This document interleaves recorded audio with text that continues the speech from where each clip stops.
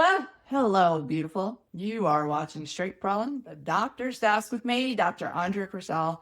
And today we are talking about why prevention is the best medicine when it comes to having the health and the life that you love. So it was Benjamin Franklin that once said, an ounce of prevention is worth a pound of cure. Yes. Early intervention or prevention gets you in front of the curve, not behind it. And for each woman in menopause, the curve is different. But the reality is that once our hormones drop off, they're not coming back. So you know that Joni Mitchell song just kind of starts playing around in my head. You don't know what you've got till it's gone. You don't know what you've got till it's gone. Well, I don't sound like Joni Mitchell, but you probably remember the tune. I want you to keep what you've got, sister. I don't want you to lose it and then scramble to get it back, because there is suffering in the scramble. And that's why we're talking about prevention or early intervention when it comes to menopause, because menopause is a whole body change. This Lily is wanting to be my friend today. So shifting hormones affect our hearts, our bones, our metabolism, our brain, and literally every single body system. And that's why natural medicine is specifically set up to help a woman through menopause, because it treats all of you, all the parts of you.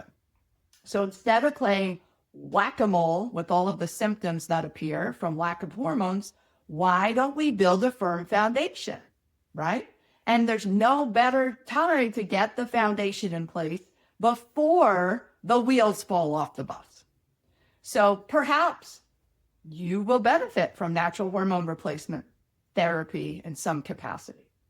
Maybe you just need to prioritize your health and get a good plan in place, specific supplementation, foods, so that you know what direction to go in.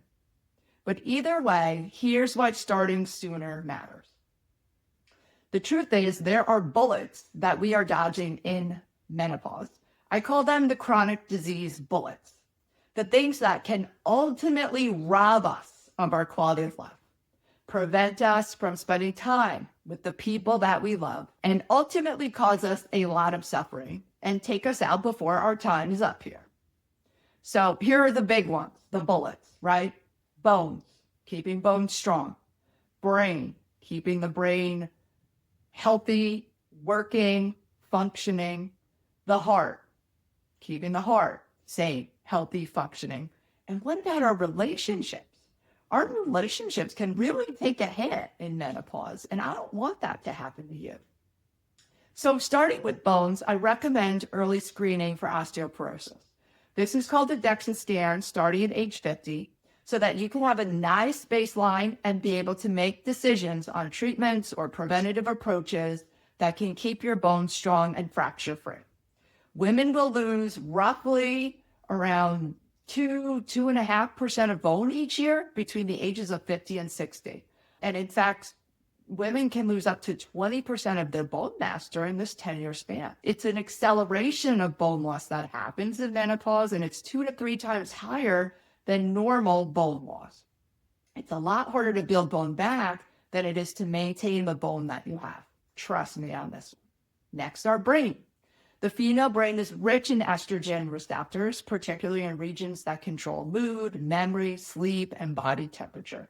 Estrogen does play a crucial role in brain health, supporting elasticity, influencing our neurotransmitters, and offering anti-inflammatory and antioxidant benefits.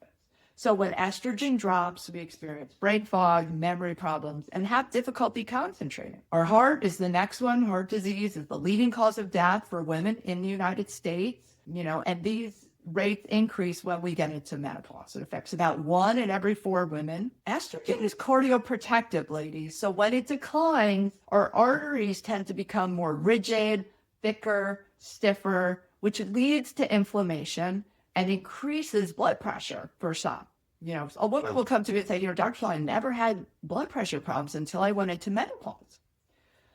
Yeah, and how about our relationships? Well, more than half So more than 50% of all women will develop vaginal atrophy during menopause, which is a thinning of the vaginal tissue, a drying of the vaginal tissue. Imagine how many relationships could be saved if women were able to enjoy intimacy. Even just reclaim a small amount of the libido that they once had and stop battling recurrent vaginal and urinary tract infections. Nobody wants those. I like to say it's better to proactive than reactive when it comes to your health. Because when you're proactive, it prevents a lot of suffering. So these are the top 4 things that we need to navigate through and get good foundation in place for every single woman going through menopause.